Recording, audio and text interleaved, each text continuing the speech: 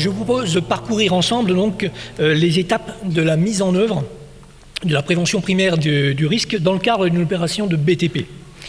La prévention primaire, ça consiste à éviter et limiter les risques. Dans ce cadre-là précis, éviter l'émission des fibres et éviter l'exposition des salariés. L'ensemble des acteurs est concerné par la mise en œuvre de ce premier des principes généraux de prévention. Cela nécessite une approche globale avec un objectif commun. Très important, tous doivent avoir pour objectif éviter les risques ou éviter ou limiter l'exposition des salariés.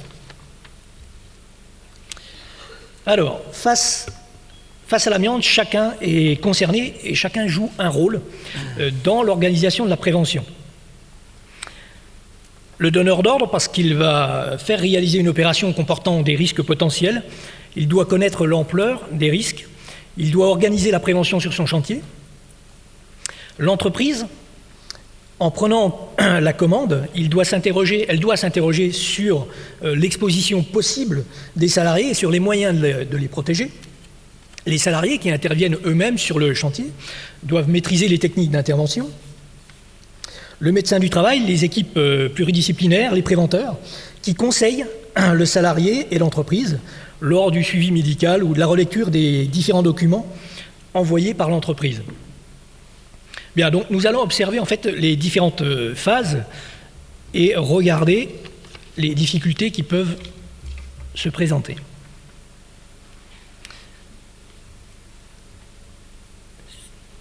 Alors, le donneur d'ordre.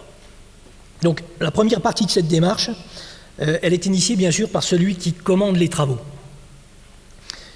Il est le premier, il doit se préoccuper des risques occasionnés lors de la réalisation de son projet. L'identification va lui permettre d'évaluer les conséquences sur son projet, la faisabilité, le financement, et puis l'organisation générale, la planification. Alors, cette identification, le donneur d'ordre va faire rechercher la présence de matériaux ou de produits pouvant contenir de l'amiante dans le périmètre des travaux. Il doit pouvoir en connaître la nature, la situation, l'ampleur, l'état de conservation. Donc il va missionner un opérateur certifié qui va réaliser les repérages. Alors, je vous ai noté un certain nombre de repérages.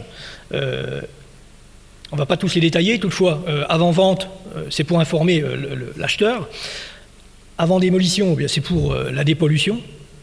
En vue d'établir le document technique amiante ou le dossier amiante des parties privatives, c'est pour donner des informations aux occupants pour permettre de gérer le risque. Là, on est dans les repérages dépendant du Code de la santé publique.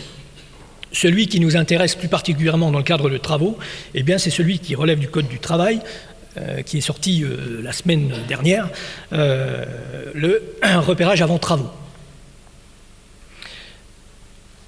À partir des informations données par l'opérateur de repérage, le donneur d'ordre va, avec les conseils du maître d'œuvre, avec ceux aussi du coordonnateur sécurité, va pouvoir faire des choix techniques et puis positionner les interventions qui vont avoir lieu sur son chantier. Positionner, c'est-à-dire sous section 3, sous section 4. Est-ce qu'on fait déposer l'amiante en amont ou est-ce qu'on intervient en sous-section 4 ? Autant de choix qui reviennent donc au donneur d'ordre, au client.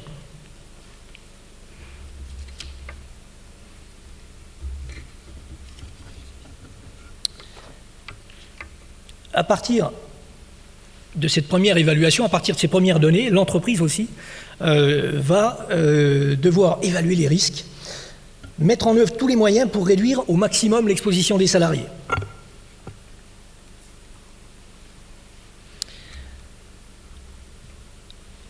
L'évaluation des risques faite par l'entreprise, elle doit conduire à mettre en place, pour toutes les entreprises, d'ailleurs pas seulement celles qui vont intervenir en sous-section 3 ou sous-section 4, toute entreprise qui intervient dans un bâtiment construit avant 1997 doit s'interroger sur la possibilité de rencontrer des matériaux qui contiennent de l'amiante, donc d'informer son personnel sur le risque amiante et les matériaux qui en contiennent, de mettre en place, d'établir une procédure en cas de découverte accidentelle de ces matériaux, et puis surtout d'interroger, si elle n'a pas eu les informations lors de la consultation des entreprises, ça arrive, d'interroger son client, d'interroger le donneur d'ordre sur la présence d'amiante, sur les documents, les diagnostics qui ont été faits, sur les choix du maître d'ouvrage et sur l'organisation générale du chantier. Voilà, donc à partir de ces éléments, l'entreprise, elle, va bien préparer son intervention, c'est-à-dire écrire ses modes opératoires, écrire son plan de retrait, s'il s'agit de retrait, autant d'informations qui vont être consignées dans les documents, des informations précises qui devront permettre l'intervention des salariés sur le terrain. On va aborder bien sûr les techniques d'intervention, les processus, les niveaux de confinement, les moyens de protection individuelle, la décontamination, la gestion des déchets. Tout cela doit être bien écrit noir sur blanc dans ces documents. Alors, les premières difficultés rencontrées dans cette étape, c'est bien souvent la difficulté d'avoir le diagnostic. Soit on a un diagnostic, soit il est incomplet, c'est pas le bon, c'est pas le diagnostic avant travaux, qui est le plus exhaustif et qui permet à l'entreprise d'avoir toutes les informations. La deuxième difficulté, c'est pour l'entreprise d'établir un mode opératoire et d'en estimer le niveau d'empoussièrement. Il y a un certain nombre de références qui existent, mais ça reste assez compliqué pour l'entreprise d'établir, de fixer les choses et de pouvoir ensuite les vérifier sur le terrain. Alors, sur le terrain, les opérateurs. Alors, les opérateurs, bien sûr, ils doivent être formés pour maîtriser, bien sûr, les techniques et les équipements. Ils doivent avoir une parfaite connaissance des modes opératoires et des procédures à mettre en œuvre. Une des difficultés sur le chantier, c'est de maintenir la vigilance des intervenants. Alors, en sous-section 3, on a des gens qui sont formés, recyclés, bien encadrés, puisqu'il y a tout un processus de qualification des entreprises qui amène des audits. En revanche, en sous-section 4, bien sûr, il y a une formation de l'encadrement des opérateurs de la même manière, mais on a affaire à des gens pour qui ce n'est pas le métier de base. Ils sont plombiers, électriciens, chauffagistes, et on leur demande de maîtriser autre chose, des interventions amiantes. Ils le font, mais ils le font de manière occasionnelle. Donc, une des difficultés, c'est de maintenir la vigilance, et ça, c'est le rôle de l'encadrement de l'entreprise, que de répéter et de s'assurer que les salariés maîtrisent absolument et mettent en œuvre les modes opératoires. Alors, je vous ai noté là quelques exemples, pas tous, mais quelques exemples de techniques peu émissives. D'une manière générale, éviter l'émission des fibres, ça va être bloquer ou capter à la source les poussières. Donc on voit ici, non,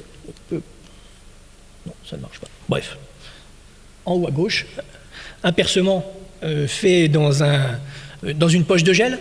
Le gel va recueillir les poussières et puis vont ainsi bloquer les poussières d'amiante. De chaque côté, on voit une autre méthode, c'est le même principe, ça va être le captage à la source, des percements, et puis on vient capter les poussières directement là où elles sortent, près du forêt. Et puis juste en bas, une autre technique là, qui est mise en œuvre pour la dépose ou les interventions sur des réseaux amiantés. C'est l'utilisation de bidim, de textiles qu'on imbibe de surfactants et par-dessus lequel on vient casser au burin, manuellement, au burin ou au coupe-tube, la canalisation. Voilà. Ces techniques fonctionnent très bien, on en parlera tout à l'heure dans le cadre de la campagne Carto. Autre technique d'isolement, la voilà ici, qui permet là d'intervenir par exemple sur des sols, des sols amiantés, un isolement ponctuel qui permet de limiter l'exposition puisque la zone la plus polluée est à l'intérieur du caisson. Autres techniques qui sont connues, celle-ci, utilisation de raboteuses. Raboteuses bien sûr aspirées avec gestion des déchets. ou encore celle-ci, c'est le robot Asprotec qui est présenté, je crois, dans la salle d'expo, vous pouvez aller les voir. Donc là, une technique avec haute pression, là aussi avec récupération des déchets, qui permet de limiter l'exposition des salariés.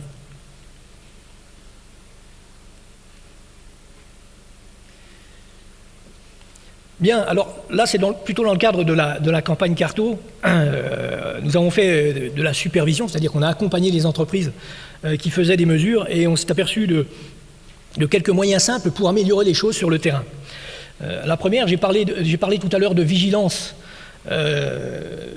des salariés sur le terrain.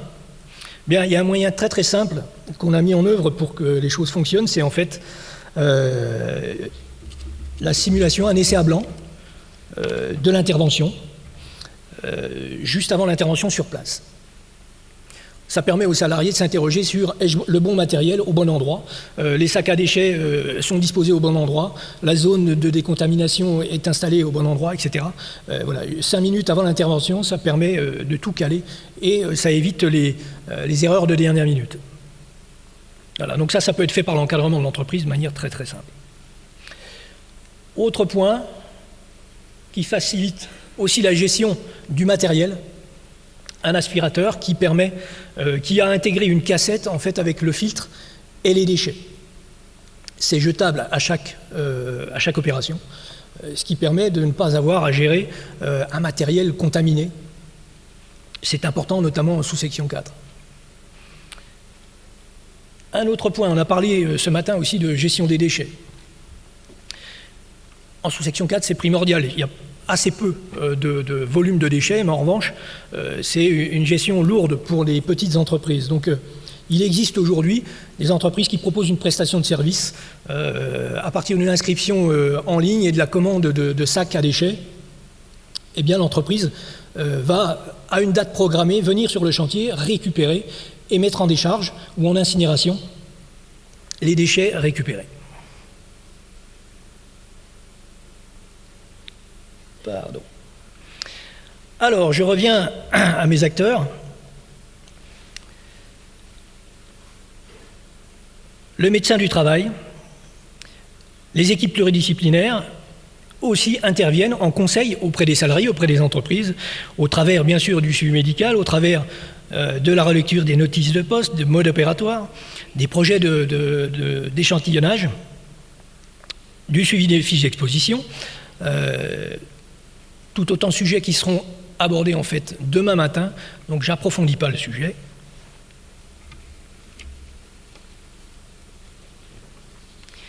Et puis, alors en conclusion, les clés de la prévention primaire, l'efficacité donc de la prévention primaire est essentielle pour sécuriser et pour maintenir le niveau le plus bas d'empoussièrement les interventions. Pour cela, il faut une bonne connaissance générale de tous les acteurs du risque, pour avoir une approche d'abord rationnelle et organisée sur l'ensemble du chantier. Ensuite, spécifiquement pour l'entretien et la maintenance, la sous-section 4, la mutualisation des bonnes pratiques, notamment pour l'établissement par exemple de modes opératoires standards, de techniques d'intervention standards, pourrait permettre l'appropriation du plus grand nombre d'entreprises. Une difficulté, je l'ai dit tout à l'heure, c'est réussir à inventer un mode opératoire, le faire valider. Si on imagine une base de données, qui est déjà plus ou moins éparse dans les différents guides qui sont publiés. Bref, mutualiser pour capitaliser sur ces expériences permettra aux entreprises d'être plus efficaces sur le terrain. Sur le terrain, en intervention, bien sûr, l'essentiel c'est d'avoir des entreprises compétentes, des opérateurs formés à la mise en œuvre des techniques et notamment à la mise en œuvre, par exemple, à l'appropriation de ces fameuses techniques standardisées. Ça permettrait d'éviter l'improvisation qu'on peut rencontrer parfois. Donc pour l'ensemble des activités amiantes, limiter l'émission de fibres permet de limiter le danger. Maintenir le niveau d'empoussièrement en niveau 1, en dessous de 100 fibres au litre, n'exempte pas bien sûr du port des EPI, le masque, la combinaison. mais elle peut permettre d'alléger les dispositifs de confinement. Plus on limite l'émission de fibres, plus on simplifie l'intervention, tout en restant protégé. On peut alléger les coûts d'intervention.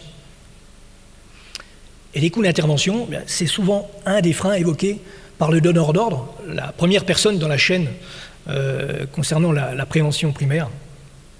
D'où l'importance de veiller à ce que les entreprises puissent être plus performantes dans ce domaine.